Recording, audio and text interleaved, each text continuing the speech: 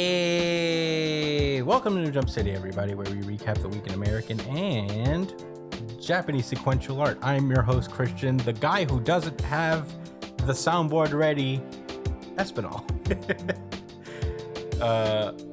Also joining us, it is my co-host, my partner in crime. It is Joshua Gangsta Time Cole.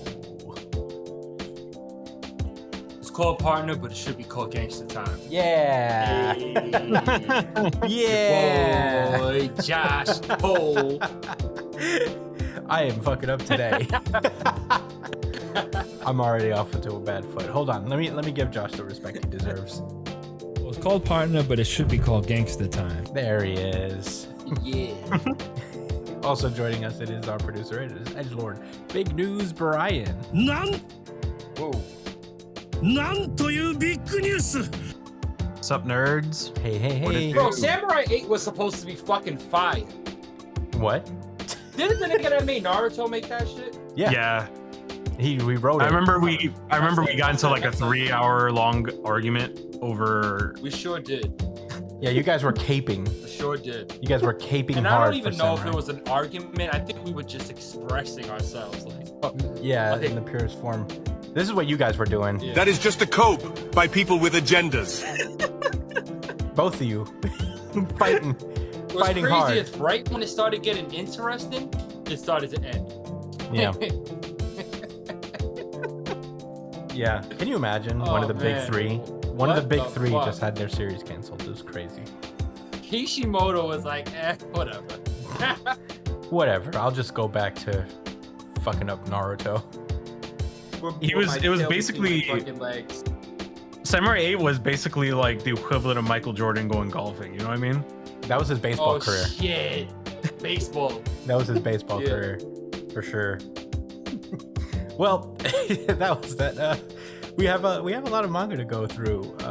Let's not waste any time and get into plugs. You can find me at the Chris Espinal on Twitter and Instagram.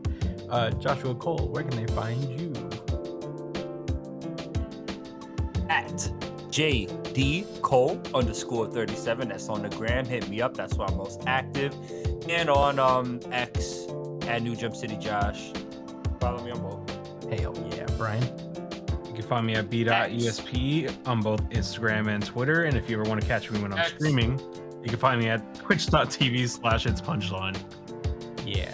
You can follow us. I hope Elon buys Twitch too and changes the name so you have to use that. Calls it Z. We'll be wrong twice. I don't think it's even possible for him to buy Twitch, to be honest, Why? because it's owned by Well, it Amazon. shouldn't be, but See, there's this is this why. thing called capitalism. It's owned by That allows Amazon. anything to happen. No, Amazon already owns it, Josh. So therefore, it's Elon can't have it. Jeff Bezos has it. Yeah. The other one. Mm-hmm. You can follow the show itself at New Jump City on Twitter and Instagram. Email us at newjumpcitypod@gmail.com with any questions, suggestions, anything you guys want us to talk about. And we'll talk about it in our pre-show chat show that we do every week. It'll be pretty sick. We love answering questions on that. Subscribe to us on iTunes, Spotify, Google Podcasts, wherever you listen to podcasts. I think Google Podcasts is being discontinued. So don't waste your time on that, but find us everywhere else. You can subscribe to us on YouTube as well. Please do. That would be super awesome. We post every episode up on there, even though we don't have a video component quite yet, because I'm poor. But until then, check us out on that. And yeah, that's it. Without further ado, let's get into the show. One Piece. Yes, sir. This is Yes, sir. This is One Piece chapter 1118, The Most Free.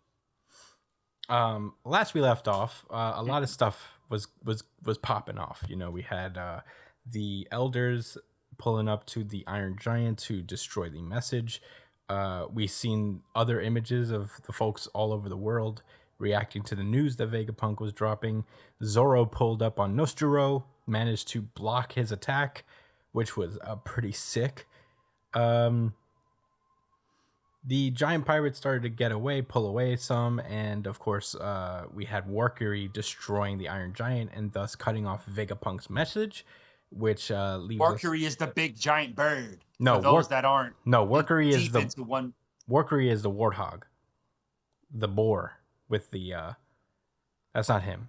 You sure about that? I'm pretty positive.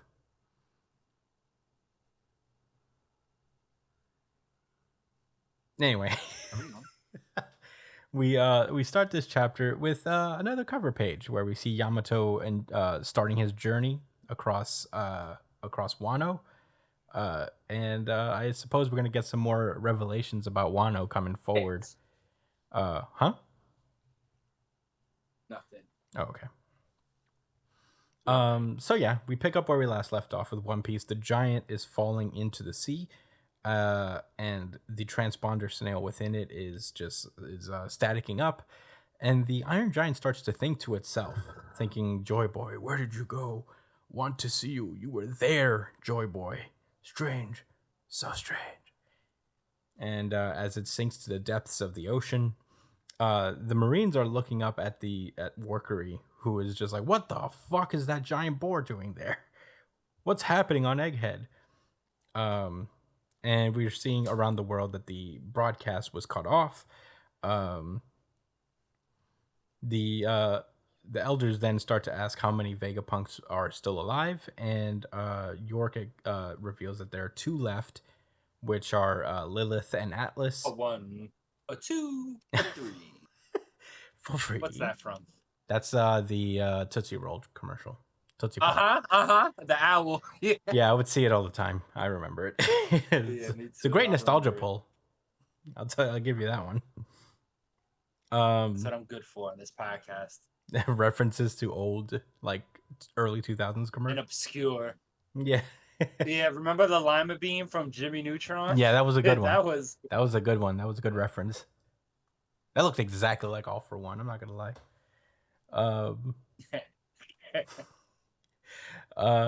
So anyway, Warkery starts to move off. The other elders follow suit. They start to think to themselves that yes, even with the Stella Dead, Punk Records is designed to continue growing. So the only Vegapunk they need is York. So they're gonna try to eliminate the other 2 Vegapunks. Meanwhile, Luffy, Brocky, and Dory make it back to the ship. So Luffy is safe. We see that the 2 female vice admirals have been turned into children as due to Bonney, and yeah, they're getting ready to go. They're still waiting, I guess, for Robin and Lilith, who have not made it. It seems. Meanwhile, the bird guy has come in, and he is starting to shoot fire at the ship. Luffy is currently eating to regain his strength. Some giants take some fire, and they become human shields, and they're holding up. So they got to figure out what to do about it. Everybody. Luffy emerges from the kitchen in his Gear 5 form already. And he basically goes over to Bonney, and Bonnie's like, "Whoa, it's Nika," and he's like, "Who's that anyway?" So Luffy doesn't seem to be aware of Nika as a concept or as a person, a god. And he's like, "Let's go. You want to beat those guys up, don't you?" And Bonnie starts to think about what Luffy used to say. Bonnie starts to say, "I can't do that. Just look at them." And he's like, "I don't know how your powers work, but you can do it." And Bonnie starts to use her perception of Luffy's powers to mimic his powers on her own. And she also achieves the Nika form, the sun god form, as they both increase in size and go off to fight the elders. And we close off with a couple of panels saying that there's a strange presence and to act quickly. And we see something creaking inside the Iron Giant, and it says there. I don't know what that means, but that's where the chapter ends. Josh, what did you think about One Piece chapter 1118? Hmm. I have thoughts. My first thought is that holy shit, doesn't this boar remind you of Ganon? It does, yeah. Right? It does. I mean, I'll tell you this, guys. I've never really got it. Like, I thought Ganon from the Ocarina of Time was pretty like fearsome because he had the two swords and he was like humanoid. I was not afraid of his beast form in Twilight Princess, nor any other the wizard fake looking forms, you know. But man, this motherfucker is intimidating, and they make a new. If Ganondorf's in the next mainline Zelda game, he better have a form like that. It better be a big fucking beast. But anyway, I also was thinking if the same inspiration that Oda drew for this boar is the same inspiration that the makers of Zelda made Ganon the boar. Like there's in the newer games in like in Breath of the Wild and the one right after it, I forgot already the name of it. Tears of the Kingdom. They have a lot of like statue iconography. Iconography? I don't know if that's the right word. Iconography? There's like you see iconography. Yeah. And you'll see like statues of owls, dragons, and boars. And the dragon's supposed to represent courage. Owl's supposed to represent wisdom, and the boar is supposed to represent power, which is that Link, Zelda, and Ganon respectively. Yeah, there's something about an angry bull or angry fucking boar. I mean, in Japanese culture, I need to check it out. And Anyways, he honestly looks scary too. Like, it does. It's the little eyes yeah, that scares me. Oh, why? He always looks Scary little mad. eyes. He looks so intensely upset. Well, he is.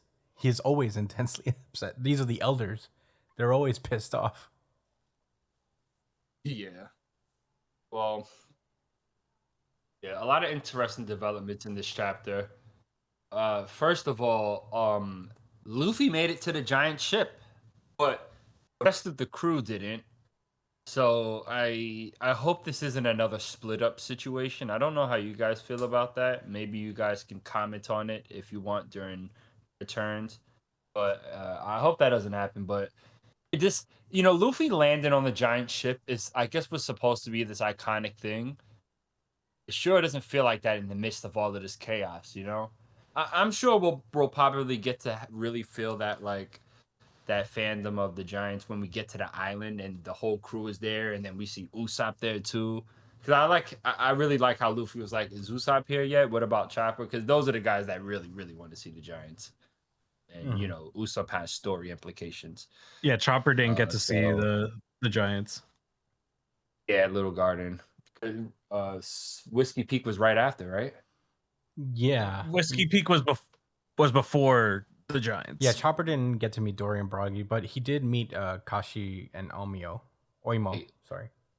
Wasn't Whiskey Peak? Isn't that Chopper's arc? No, No. Drum Island is Chopper's arc. Oh, Whiskey Peak is right before After the Giants. Little Garden. Yeah, that's where they met Vivi. it's before Little Garden. So then, how come Chopper? Oh wait, hold on. Oh, okay. Yeah, that's Okay. how Vivi ended up joining. Yeah, they met Is Vivi through Whiskey Peak. Oh, okay. Well, they And met then Vivi on see Reverse Chopper Mountain, after. Yeah. What? Yeah. Chopper was after Little Garden, so. I see. Because Nami got sick from a prehistoric virus. Sure. Believe you guys. So, Mars continues to be the scariest and most volatile elder. Y'all can't tell me nothing. I'm sorry. I mean, the Spider Guy put on quite a show, and he was like the focus of for a while. But Birdman stole the show, man. Yeah, Birdman's I mean, going he crazy. should be called Mars, honestly, because he's been raging war since he pulled up on the scene. I think he is Mars, right? Honestly. The bird's Mars. Oh, and the boar The boar is Mercury, Mercury. which is well, Warcury, right? Yeah, It was Warcury. just funny because his name is War, but Because he's the Minister of War.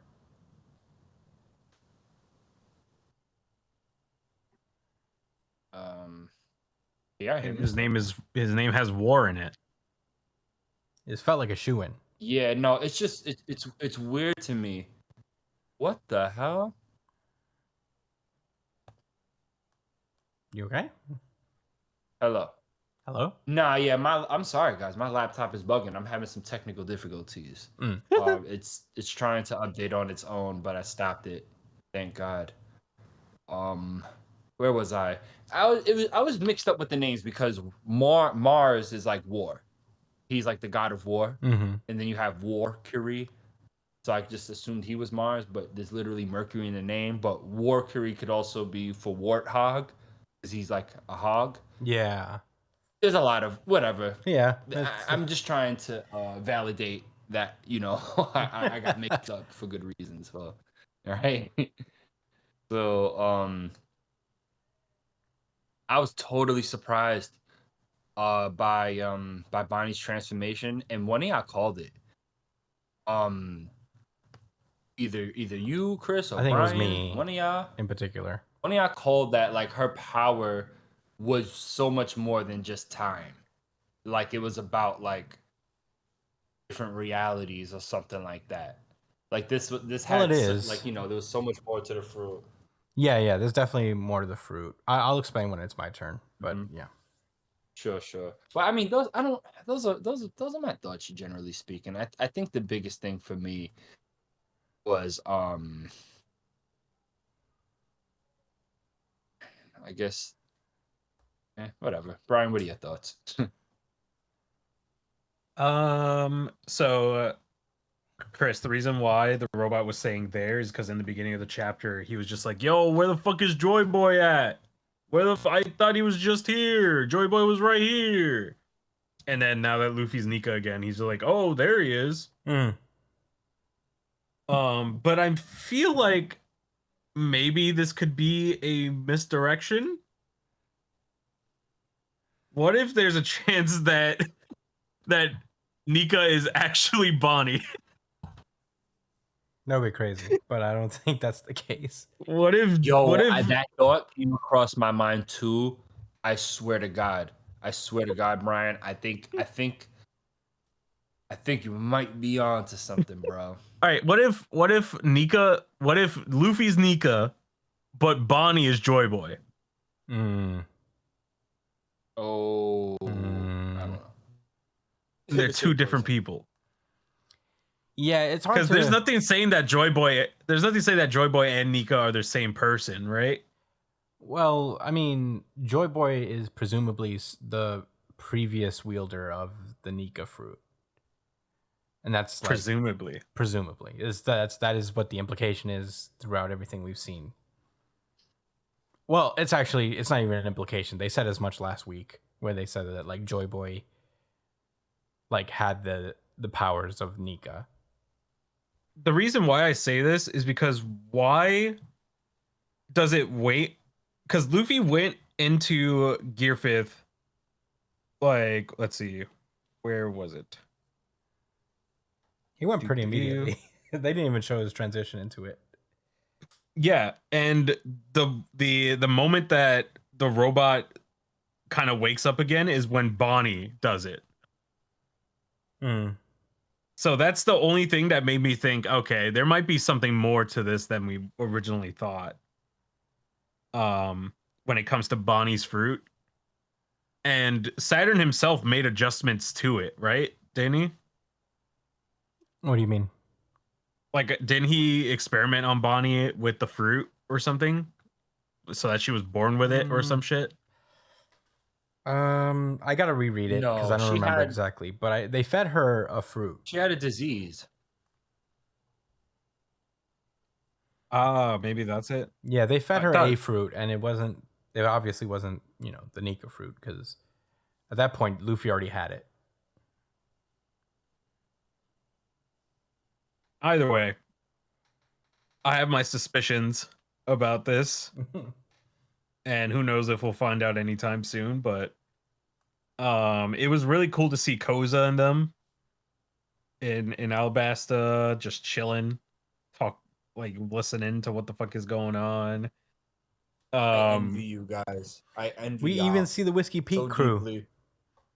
You see Mr. Yeah, Nine he and has a Miss Monday. kid. Yeah. He has a fucking child now. Yeah, but that was actually revealed in a cover story, actually. Oh. But it was cool to see him. Mr. Nine. You guys have no pity for me. I know y'all don't. Well, you should I know- reread it, Josh. I know y'all just like. It's Yeah, Yeah, you I should know, I know, reread the that's fair, series yeah. at this point. I really, really should. I really should get to that, but it's. But yeah, I don't like aside from like the really big reveal at the end with there being 2 Nikas now, which is pretty fucking huge. I gotta say, they could barely handle just a regular Luffy, like Luffy in Gear 5, but now they got to deal with 2 Gear 5s. Like that's pretty fucking crazy. Mhm. But does this mean that Bonney is going to end up joining the Straw Hats for sure now? Yeah, I'm pretty sure she's gonna at least stick around in a VVS capacity. Would this mean that she's like the second strongest Straw Hat then? I guess it depends on how much of I think- Luffy's abilities she could actually use. Like theoretically, she could just be whoever she wants to be, right? Like she Well, could she has to really just be. believe. She could just be a Kainu. No, she has to actually believe. She can't transform physically into people. Like she is.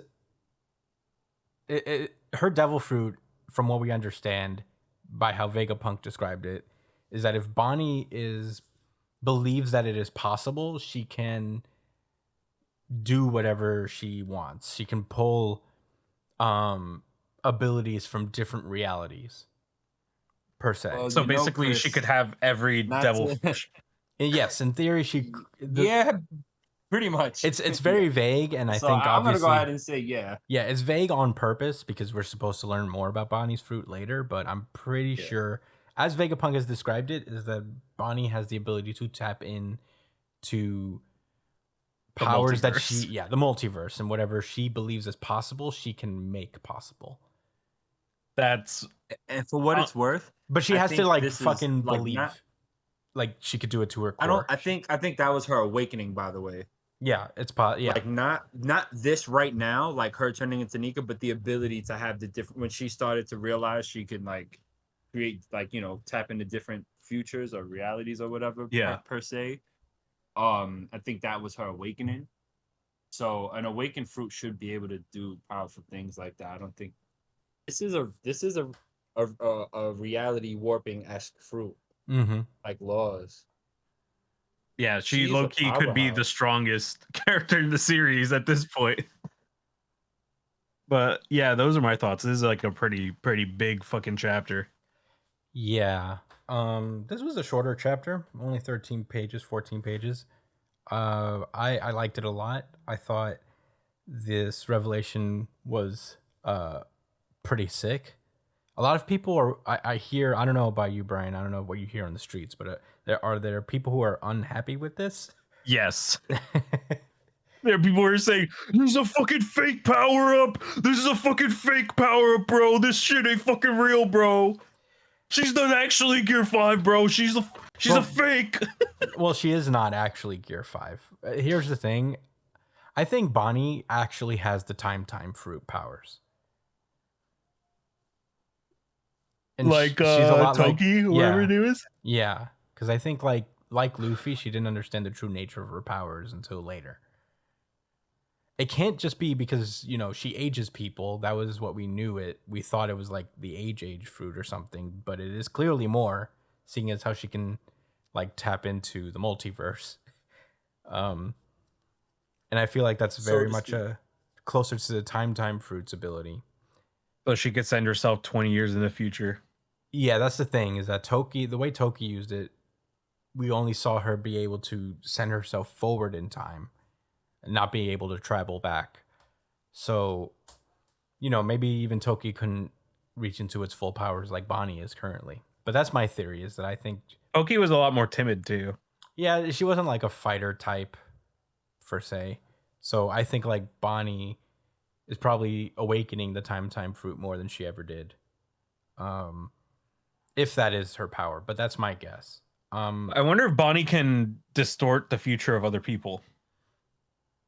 Maybe. I mean, if she can age people, I'm pretty sure she could probably make everybody Nika. Wouldn't that be crazy? Yeah, that would be. Oh, that's the next step. That's the next step. The entire Straw Hat crew is gonna be Nika at some point. Yeah, I don't know. For sure. That's definitely what's gonna happen. Come on, you cannot tell me that that's not gonna happen at some point. The Warriors of Liberation. I don't know. We'll have to see. I don't know. It depends on whether she can alter other people's futures to this degree. You know what, Chris? I'm gonna take it one step further. She's gonna make the whole world into Nika. Oh That's my theory. That's a lot.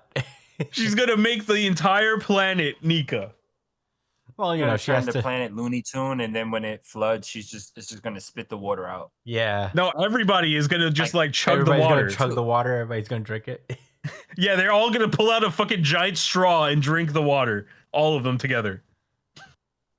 What if that's Turn what the the One water Piece into is? Kool-Aid. Is a giant straw. Blue Gatorade. Dude, imagine the One Piece is actually a giant straw for Luffy to drink all the water. Wait. No, Brian. It's not. It's Brian, chill. Brian, chill. I was joking. Wait.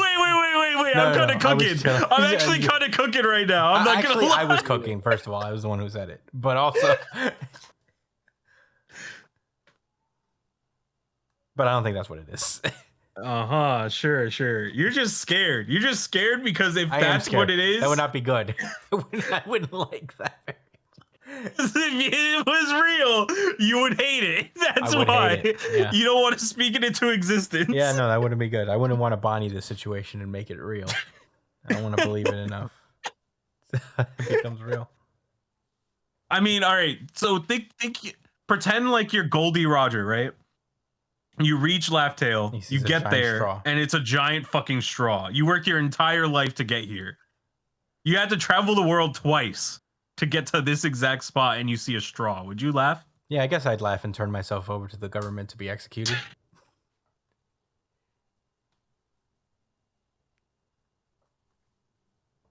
I guess I would do that. That was a measured response.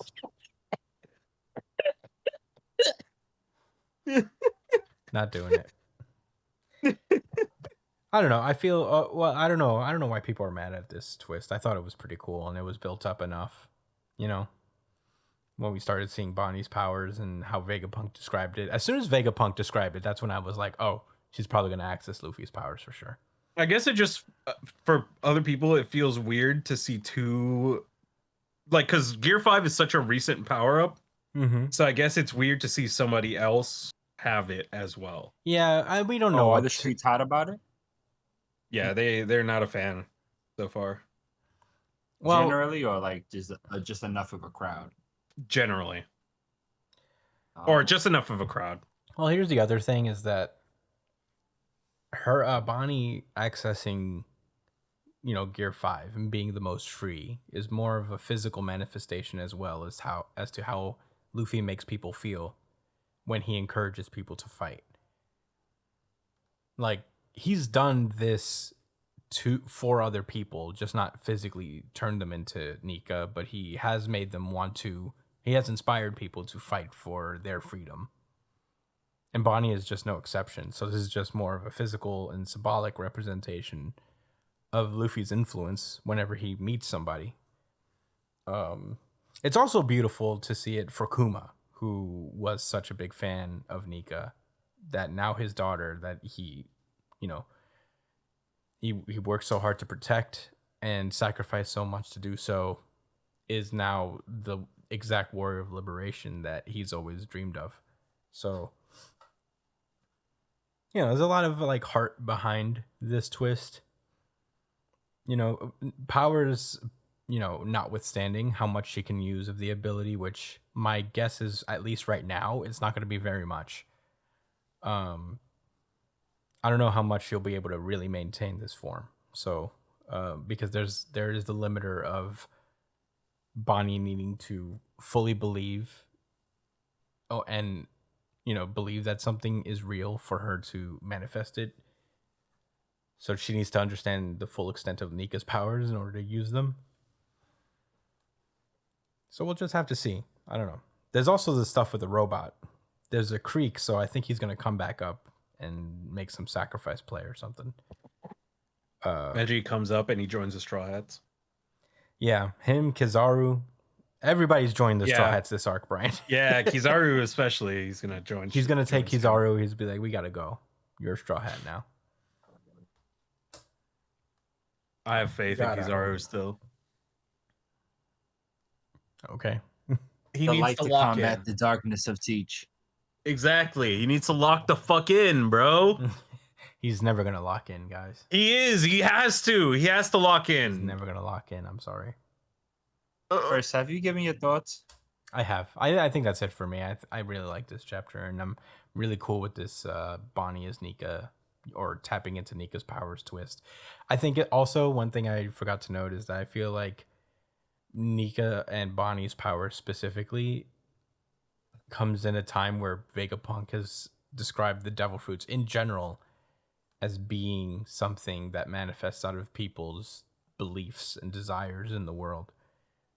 So, like, the devil fruits themselves are even just like the idea of someone out there in the world has once wished that they can do X.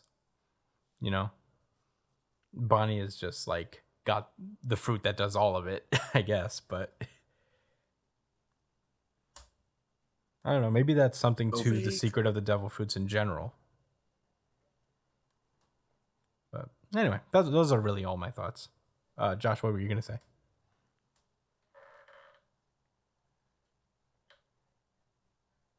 Nothing. I just said it was like her power is vague. Yeah, it's vague for now. But my guess is the time fruit. I'm calling it now. What is it called now? It would be the time fruit still, because what do you mean? It's just funny. Oh, what is You're like, Bonnie's it's the fruit time called? fruit. But I guess it's called, like, are you talking about Bonnie's fruit? I'm saying that Bonnie has a time fruit. That is my Yeah, guess. but what is her fruit now? What do you mean? Like at the moment? It's a time Like, fruit. what is her fruit called? Wait, so She she didn't has the originally time have fruit? it. No. My guess is that she has a time fruit, and she Oh, thought. it did was they not something else. confirm what her? Oh, hers is the age fruit. Yeah. Got it. So, She ate the Toshi no Mi. did you look it up? Yeah, I Yeah. also looked it up. Toshi. That means age. Yeah. Toshi no Mi. It's the time fruit, guys. I know it. It's about that Oh, time. she did get the fruit because of the experimentations from Jay Garcia. Hmm. Told you. Well, we don't know. We don't know what exactly he did.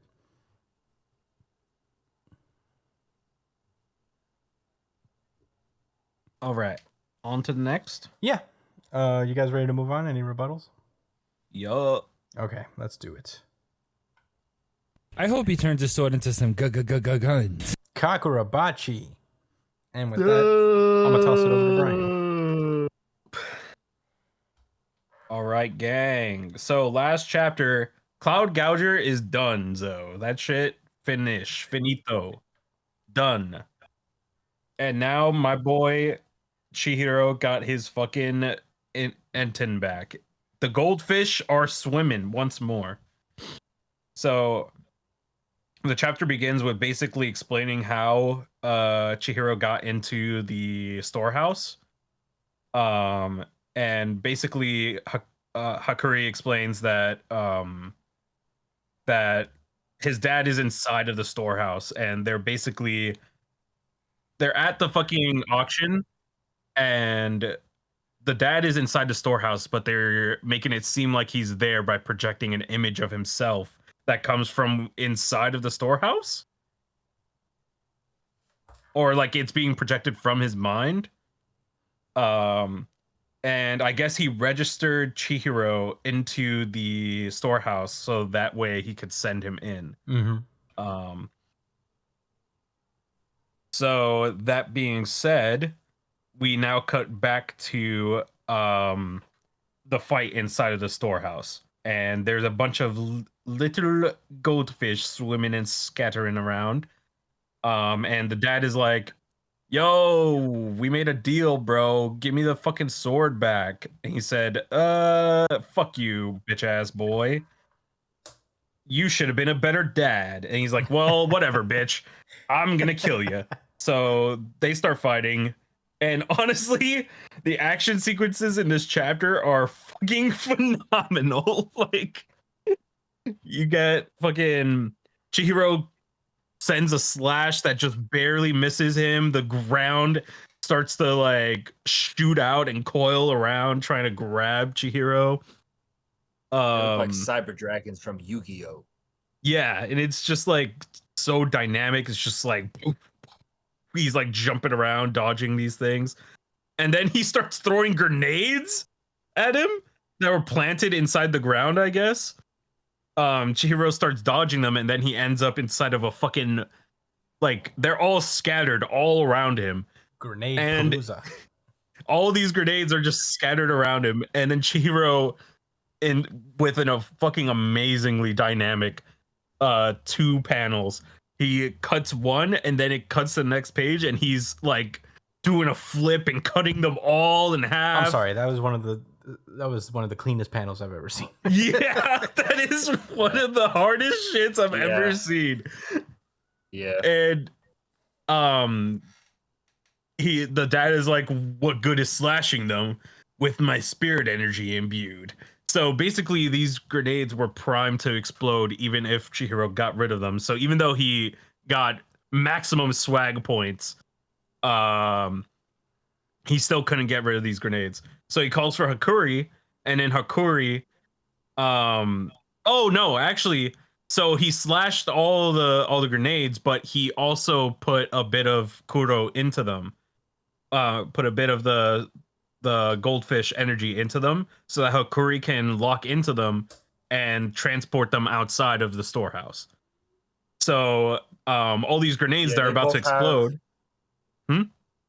My bad. No, I was gonna say like Chihiro used his spirit energy to cut the grenades, but Hakuri had him as his like spiritual energy registered, and anything he tags with the spirit energy, he can also move back and forth between the space. So that's how he was able to transport the grenades, because the boss of the clan was like, "Oh, like what good is slashing them? Like they're gonna blow up anyway." But slashing them was to tag them with his spirit energy so that Hakuri could transport them shits. And he blew up the crowd, bro. Yeah, he transported the grenades into the auction house and just blew these people up. Which, to be honest, these guys kind of deserved it, because this is a pretty fucked up auction. So all these motherfuckers deserve it. Yeah, they were gonna buy people and stuff. They're here to buy people, women, children, weapons of mass destruction. Yeah, get rid of them, blow them up. Complicit. Yeah. And the dad is just like, "Huh, you call that a counterattack? You haven't even touched me. I'm still really fucking, I got all the chips. I got all the cards." But it turns out that during this whole fight, basically Chihiro was using himself as a distraction to send out the goldfish to reach the people within the auction house for Hakuri to get out. So basically, all the people that were inside, enslaved by the auction, are now free because of Chihiro's distraction, which is fucking sick. So now the guy, like, everybody's starting to panic. They're starting to try to run out because holy shit, there's fucking grenades just popping up inside of this fucking auction. And the dad just bangs his gavel and he's like, yo, wait. Yo, I got, you guys want this? The fucking Shinichi? Here, you can have it. stay seated. And the chapter ends with him talking his shit. He's like, I'm gonna fuck you up. And Chihiro's like, all right, we're just gonna beat this guy's ass faster now. And that's the end of the chapter. Josh, what do you think? Well, this is my RGC. Yeah. And for what it's worth, It's also mine. for what it's worth, last week we had another podcast, it would have been my RGC. Holy shit, really? That's yeah. awesome. Yes. Chris also said it was his RGC. Yeah, it's You mine didn't too. say that for One Piece, Oh. and I assume you didn't read Undead, so yeah. Hey, Kagurabachi's very That's a first unified, really good chapter of the week. Unified RGC. Unified RGC. Unified RGC.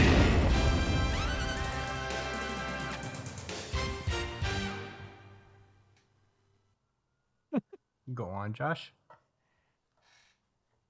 Yeah. As Brian said, this shit was fire. I mean, like, fighting alone was dope.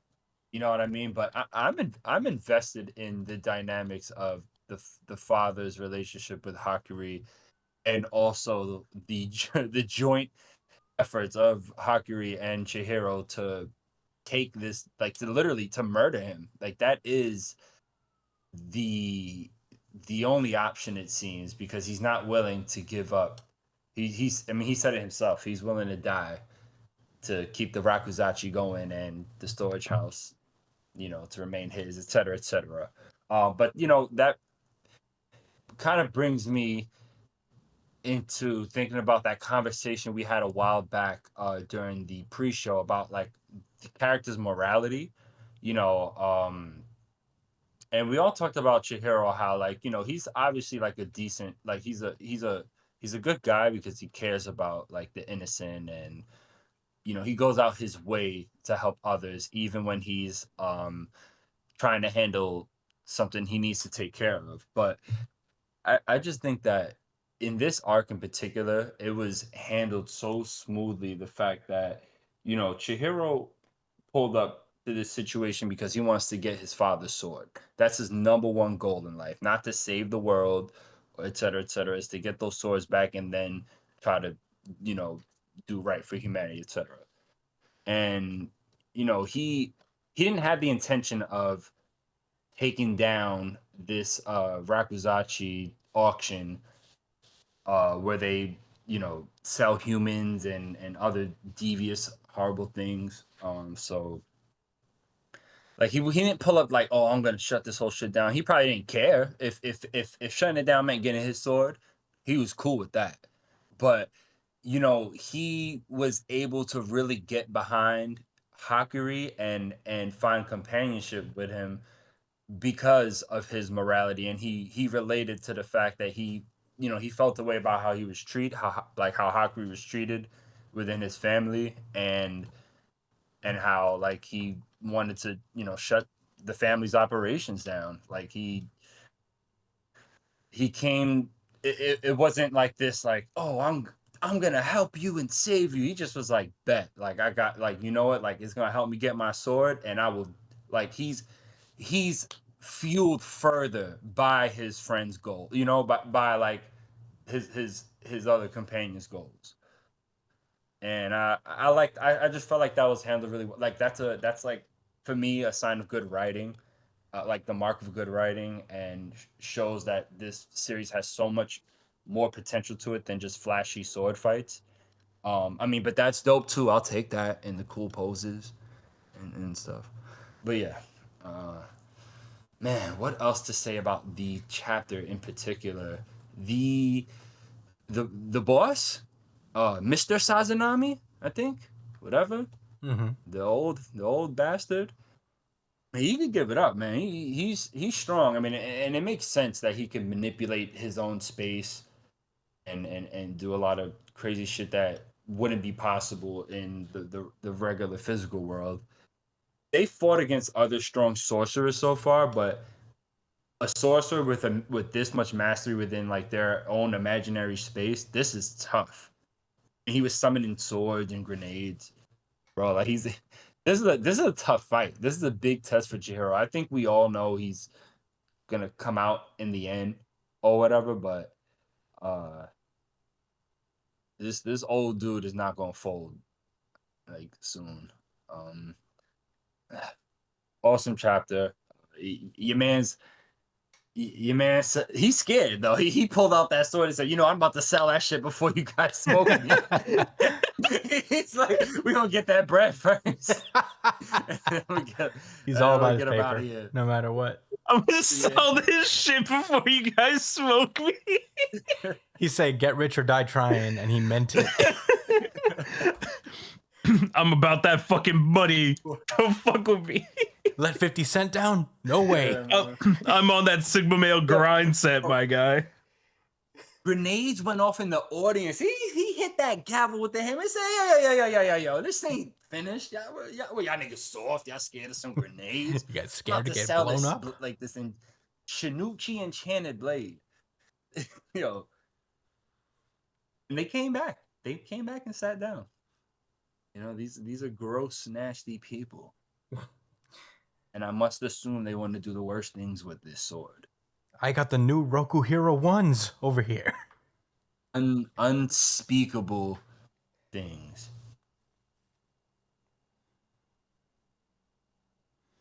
Were those all your thoughts, Josh? Yeah, those are my thoughts, man.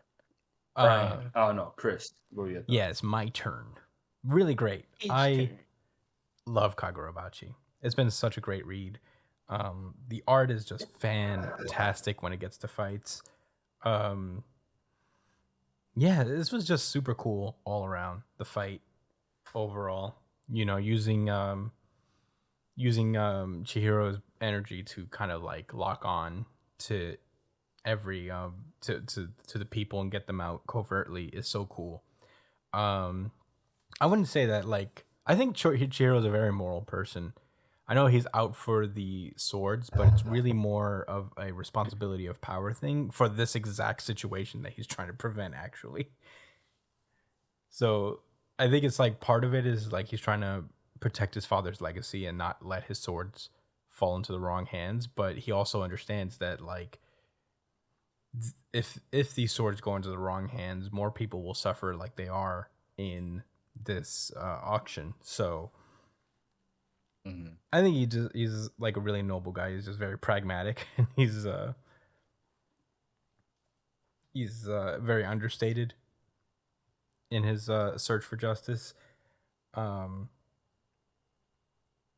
in any case, I thought that, Father Sazanami also put up a great fight. He's not really the combat type. It's not his responsibility because he has to maintain the storeroom.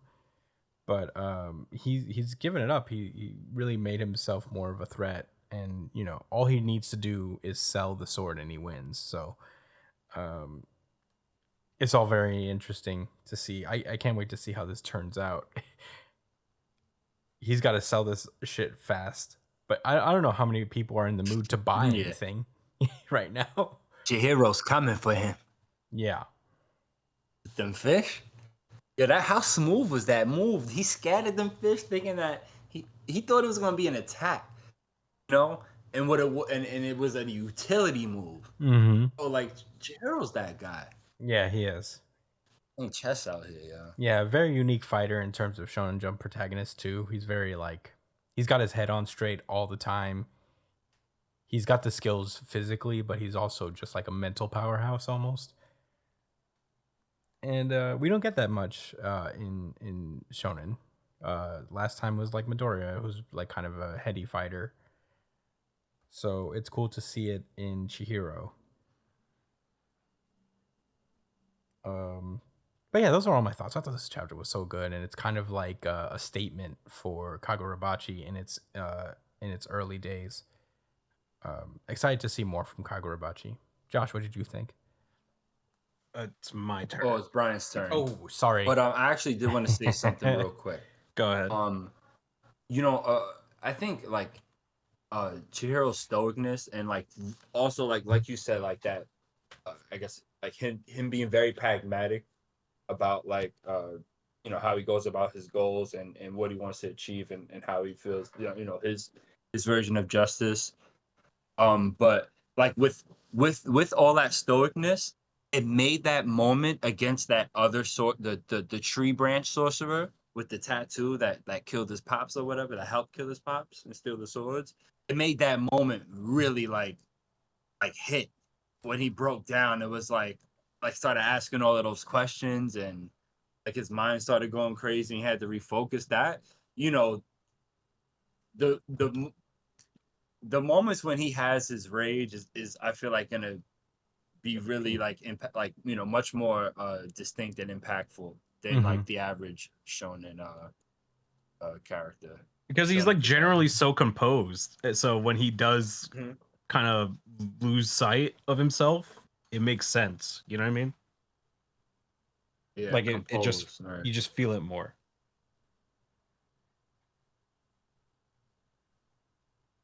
But yeah, your thoughts, Brian? All right, it's about time that we put respect on this motherfucker's name. This is Takuro Hokazono. All right, we gotta remember that fucking name because this guy, he is doing shit that he is doing some phenomenal shit with this series. And honestly, when there was a few weeks where I was like, where I've been reading like Sakamoto Days and Kagurabachi, and I'm like, man, did we make the right decision by covering Kagurabachi over Sakamoto?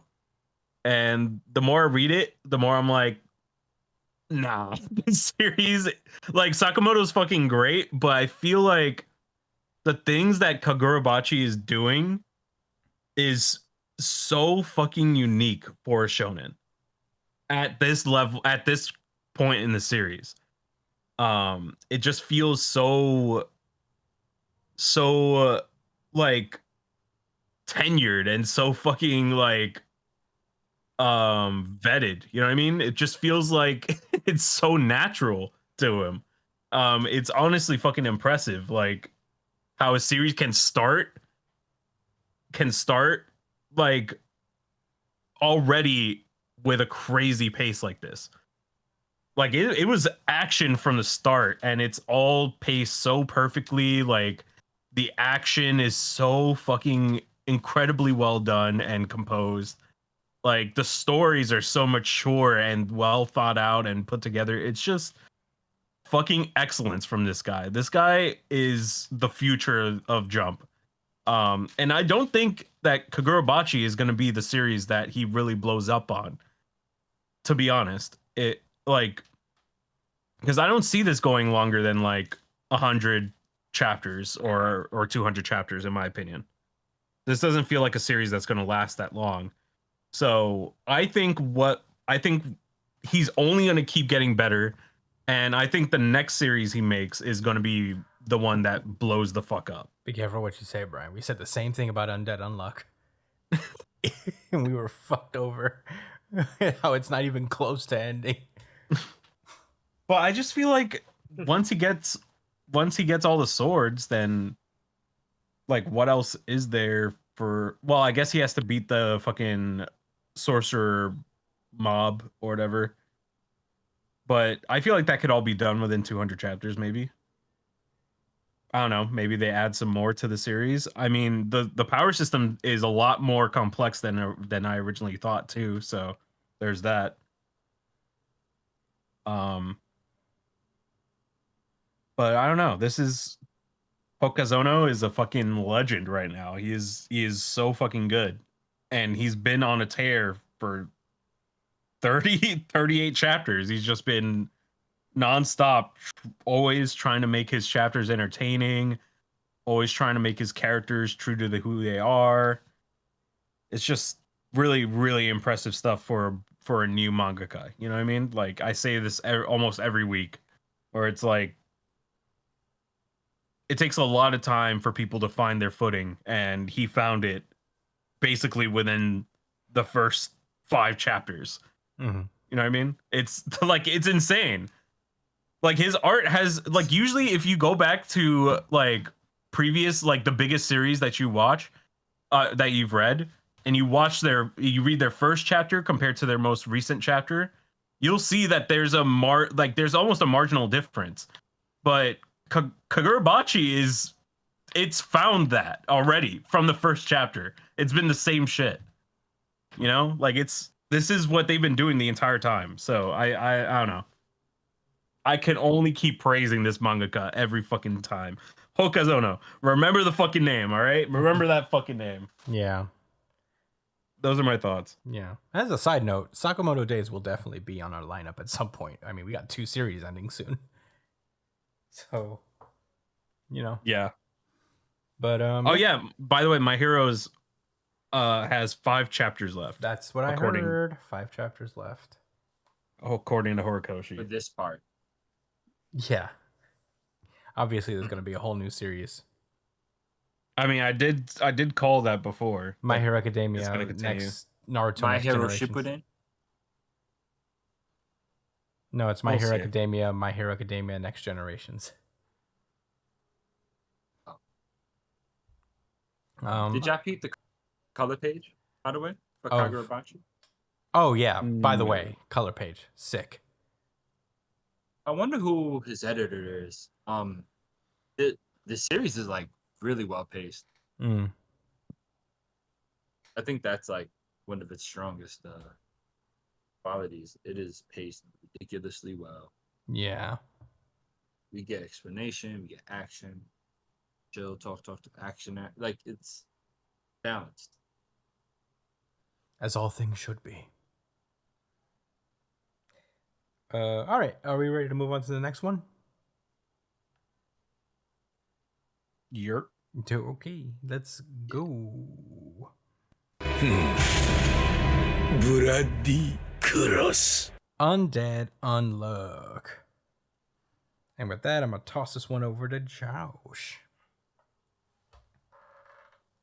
I heard Chris Undead Unluck, chapter number 211, Unchaste. Unchaste? It's Unchased. You got it. Sure. Well, Fuko's mother has joined a competition of idols, and turns out Kururu, her childhood friend and idol rival as teammate from the past,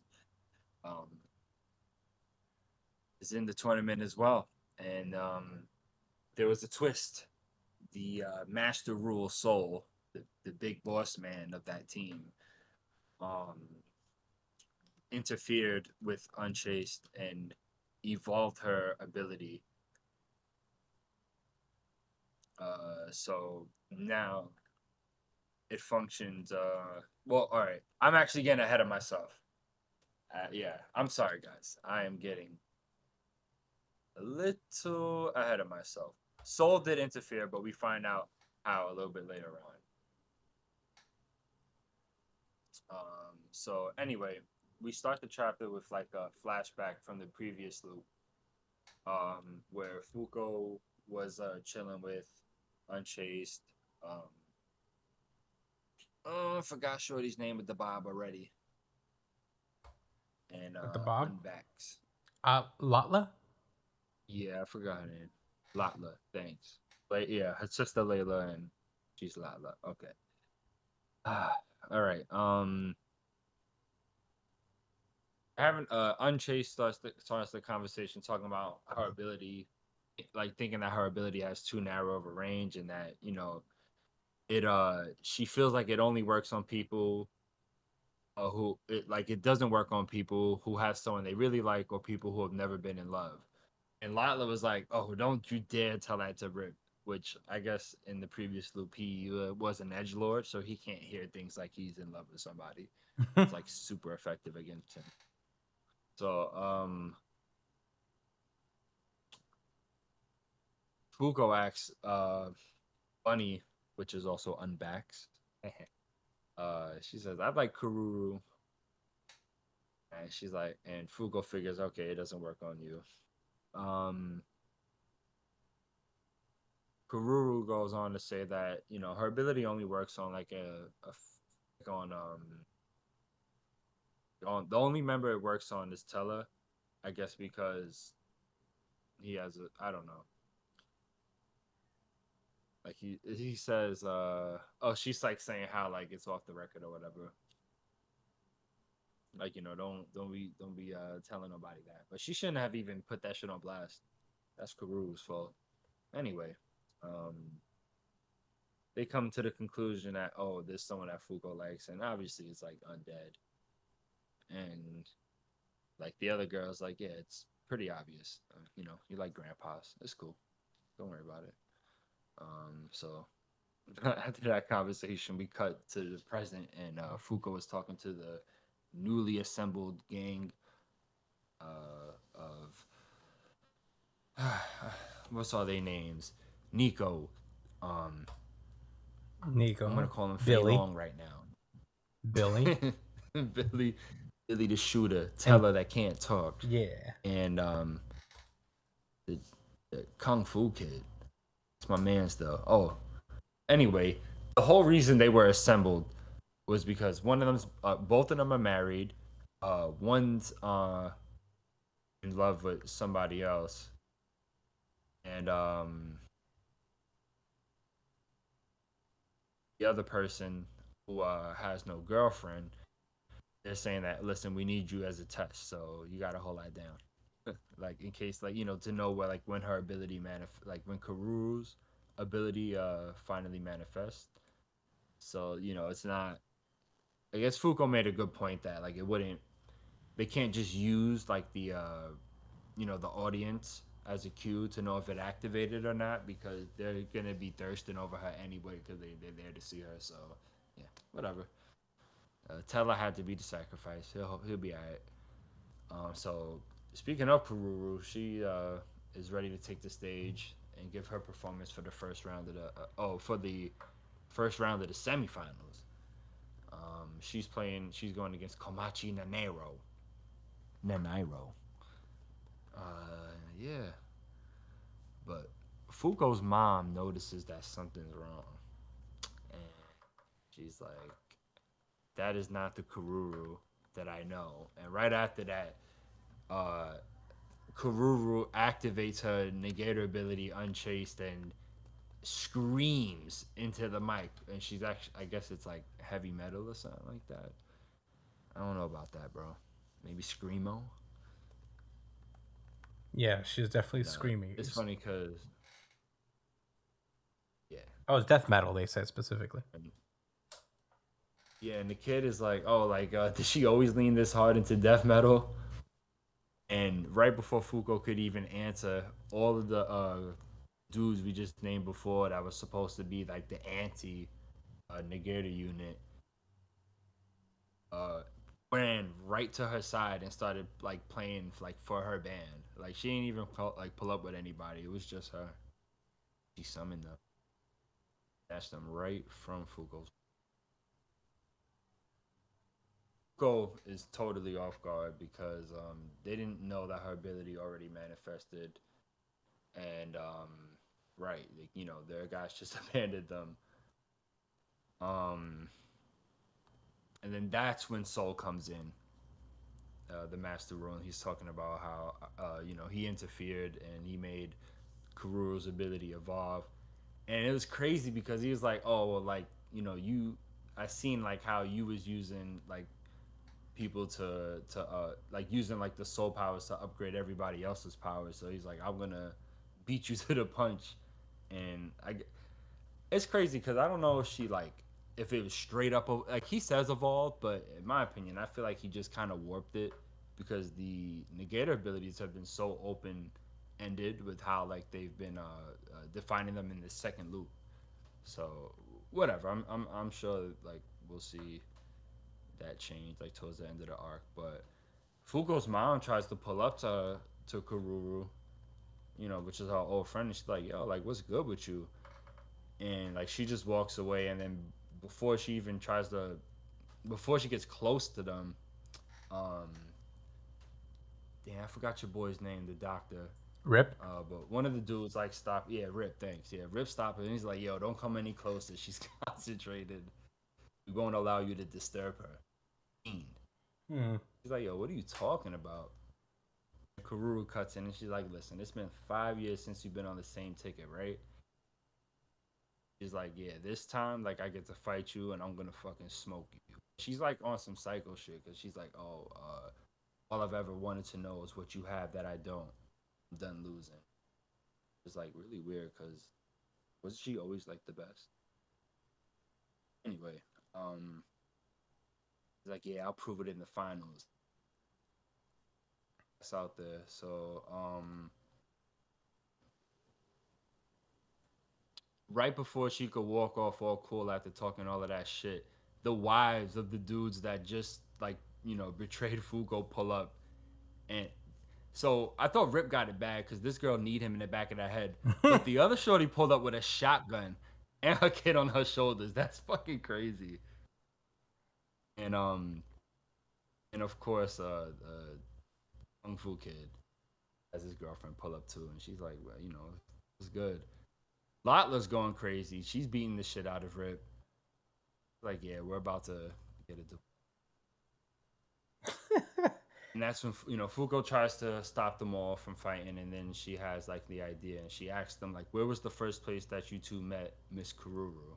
And both of the guys like say they met her, which were situations where they actually met their wives. So Fuko comes to the conclusion that like her ability isn't just like changing fickle hearts to like be attracted to her. Like she's literally warping other people's emotions to like replace the memories they had of who they really love to now be her, which is I guess a little bit more than insane, probably. Anyway, yeah, Foucault realizes that the counters that they previously planned was not going to work out anymore, and like this isn't good. They have no idea what to do, and her mom starts like firing it up. She's like, "Listen, don't worry about it. I'm an idol. I got this." And I guess it had such an impact on Foucault that it stopped her from fading out of existence. Um, so yeah, good for her. So yeah, the tournament's beginning. Her father's still at the crib, smoking vigorously and writing something. Do any of y'all remember what his job was? I I think don't know he's like what a he's doing that has him journalist. that stressed out. I think I thought he vets was a stuff. veterinarian. I don't think he was a vet, Brian. Maybe he was Yeah. Anyway, a waiter. nah, I think he was a journalist. But yeah, we get this to end the chapter. We get this really sick 2-page spread of Foucault's new team of her mom and the wives plus Julia up against Gururu and the stolen husband. Interesting stuff. And that's the end. Chris, what are your thoughts? I thought this chapter was really funny. I want to know at the very end, you see Yeah. Lotla's drinking from a fucking flask. Yeah, she's going crazy. Yeah. Julia's trying to stop her too, but she's stressed. Yeah, Lotla in particular has been very See the funny. vein on her face? But yeah, I thought this was a cool reversal of her ability. I like how they switched up a lot of people. I think part of the reboot aspect of the loop made it so like, oh, are we just gonna meet kind of the same characters? And I think it was an interesting choice to go back and make certain people actually a little different from their previous loop. Not necessarily entirely different people, but there's aspects of them that are different and they're not the exact same person. It's a good ripple in the story, so we're not just like doing these repetitive things with folks. Although we didn't spend a whole ton of time with Karuru, but we've seen it with Top and others. So and Did you just say Top? yeah, Top. Yeah, that's my favorite character. Yeah, you didn't read his arc when they got him back. That's your favorite character? It was crazy too. It was one of the better fighting arcs Mm-hmm. of the whole series, actually. Yeah. What more Luca could was I shooting expect straight. from Top? But yeah, no, I thought this chapter was really cool. I'm excited to see how the tournament, not the tournament, the battle goes on. Now that all the guys are simping, it's just the girls versus the guys. They need the unsimp negator to come through and save these The guys. unsimp. But yeah, those are really all my thoughts on Undead Unluck. I thought it was pretty. I really liked the reversal and all that stuff. Lotla was very funny. But yeah, those are all my thoughts. Josh, what did you think? I thought it was a really funny chapter as well. There's only so much you could express, you know, giving commentary on it, but yeah, I think I agree with you. I think it's really cool how they've been making like changes, some big, some small, to like previous characters that we've had spent like a good amount of time with. But I thought it was really interesting how like with this character Kuru that we barely knew about and barely got any time within the previous loop, like the author made it so that Soul interfered like with their development to like subvert our expectations. And that's something that hasn't been done. Like it was already kind of just assumed that things might be somewhat different because it's a new loop and you never know about variations. But yeah, this was the fact that it was the first time that it was interfered by Soul, that was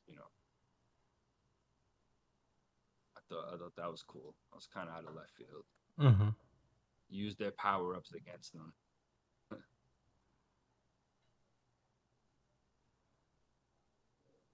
Anyways, yeah. I'm looking forward to see how the arc wraps up. Fun. Yeah. Those Me are too. my thoughts. Yeah. Undead Unluck, awesome as usual. But that was Undead Unluck, and that has been our show.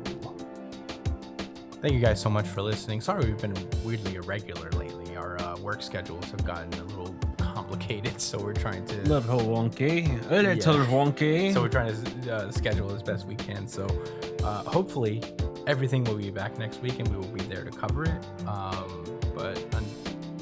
But yeah, we should be good. I hope so. Next week we'll see. But thank you guys so much for listening. As per usual, you could find me at the Chris Espinal on Twitter and Instagram. Josh is at jdcole_37 on Instagram and Twitter. Brian is at b.esp.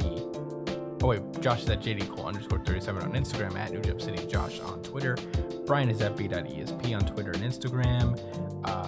Email the show. Oh, you can follow the show itself also at New Jump City on Twitter and Instagram. Email us at newjumpcitypod@gmail.com with any questions, suggestions, anything you guys want us to talk about, and we'll cover it on a pre-show chat show that we usually do. And please subscribe, like, share. Please subscribe to the YouTube. We're not stopping the show. We're just having some weird scheduling issues, so please subscribe to us to keep up with our updates and all that stuff. And yeah, we will see you guys on the next episode. Stay safe, New Jump citizens. Peace out. See you later.